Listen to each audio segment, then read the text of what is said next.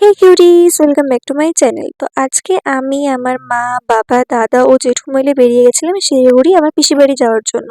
অনেকদিন ধরেই যাবো যাবো করছিলাম, বাট কিছু না কিছু কাজের জন্য যাওয়া হচ্ছিল না। আর আমাদের ছিল দুপুরবেলা ট্রেন, আর সেদিন ছিল অতিরিক্ত পরিমাণে গরম। আর আমি এখানে বলছিলাম সবাই ফুল দেয়, আমার দাদা একটা পাতা কেন নিয়ে এসে দেয়, ওকে আমাকে ইনডিরেক্ট ভাবে ছাগল বলতে চায়। যাই হোক, সেটা ইগনোর করে আমি এখানে মাকে বলছিলাম প্রিন্সেস ট্রিটমেন্ট দেওয়ার কথা ছিল আমাকে, তাই না? তার বললাম আমাকে ব্যাগ টানাচ্ছ সিরিয়াসলি?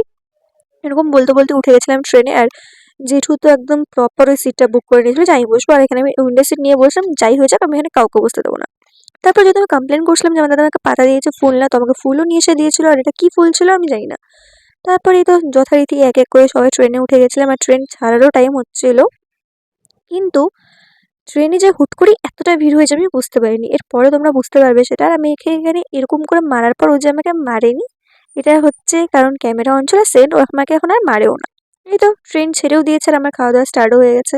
সব ফার্স্টে ঝালমুড়ি দিয়ে স্টার্ট করেছিলাম, আর আমি একা খাইনি, খেয়েছিলাম সবাই মিলে। বাট সবগুলো না রেকর্ড করা হয়নি, কারণ একই আমার ফোনে স্টোরেজের প্রবলেম, তোমরা আমার প্রতিটা ভিডিওতেই শোনো, মানে এত এত জিনিস জমে গেছে আমি ডিলিট করবার মাথায় থাকে না।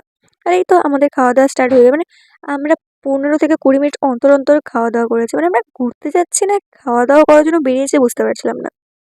আর ওখানে মা ঘুমিয়ে গেছিলো, তো তারপর আমি যখন ডাকলাম মা আমাকে বারবার চোখ খুলে দেখাচ্ছিল, দেখ দেখ ঘুমোইনি ঘুমোইনি এরকম। আর এই তো এখানে এই যে ভিড় হওয়া স্টার্ট হয়েছে বলে না, ওই আন্টিটা নিচে বসেছিল কার্টুন পেতে, মানে এতটা ভিড় ছিল সেদিন ট্রেনে। আর আমরা ভাই ফোঁটার পরের দিন গিয়েছিলাম, যেরকম ভিড় সেরকম গরম। আর বলতে বলতে এই যে এই আমার ভিডিও খারাপ করবে না, হতেই পারে না, হতেই পারে না। ব্যাস তারপর এরকম করতে করতে আবার আমাদের খাওয়া দাওয়া হয়ে গেল স্টার্ট। এখানে আমরা চিপস খাচ্ছিলাম, তারপরে মাকে বললাম তুমি খাও, মা বললো না না আমার অন্য কিছু রাখা আছে আমি খাবো না। আর এই তো চিয়ার্স বলে খাওয়া দাওয়া করে দিলাম শুরু। চিপস খাওয়ার পরেই খেয়ে নিলাম শসা। আর তারপর আরও অনেক কিছুই খেয়েছিলাম যেগুলো সব রেকর্ড করা হয়নি, বললামই স্টোরেজ প্রবলেম দিয়ে। মা আবার ঘুমিয়ে গেছিলো, আর আমি এখানে একটু পর পর দাদার ক্লিপসগুলো নিচ্ছিলাম, কারণ আমাকে নন স্টপ ইরিটেট করে যাচ্ছিলো। আর এই যে লাঞ্চ টাঞ্চ করে তারপর দেখছিলাম শিনচান, ওর ফোন কেড়ে নিয়েছিলাম যে দে আমি এখন তোর ফোনে শিনচান দেখবো, কারণ আমার ফোনে বেশি চার্জ ছিল না। তারপরে এই তো দিনে বেরিয়ে হয়ে গেছিলো রাত, আর মা ঘুমিয়ে গেছিলো আবার। আর এই যে ট্রেনের ভিড় বললাম অতিরিক্ত ভিড় ছিল। আর এই তো এখানে ওই আর আমি কি করবো, টাইম পাস হচ্ছিল না, কিছু তো করতেই হবে। আর দেও প্রতিবার আমার ভিডিওটা খারাপ করছিল। ওই যে পিচ্চি বাচ্চাটাকে দেখলাম কিউট সা, ও বাচ্চাটা এত ভালো ছিল, এত মানে এতই ভালো বলার মতো না। আমি তো বাচ্চাটার সাথে অনেকক্ষণ গল্প করতে করতে এসেছি। আর এই তো ব্যাস পুচকিটা নেমে গেল, ওকে টাটা বাই বাই বলে তারপর মায়ের সাথে গল্প করে দিলাম শুরু আবার। আর এখানে আমি আমার দাদাকে দোষ দিচ্ছিলাম যে এই ছেলেটা গোটা রাস্তা আমার মাথা শেষ করে দিয়েছে বক বক করতে করতে। মানে আমি যে ননস্টপ কথা বলি, আমার তো মনে হচ্ছে আমার দাদার থেকেই পেয়েছি ওটা। ও এমনি ইন্ট্রোভার্ট, সবার সাথে তেমন কথা বলে না, বাট আমি ওকে ননস্টপ যেহেতু ডিস্টার্ব করি, তো ট্রেনে সেটা বদলা নিয়েছে।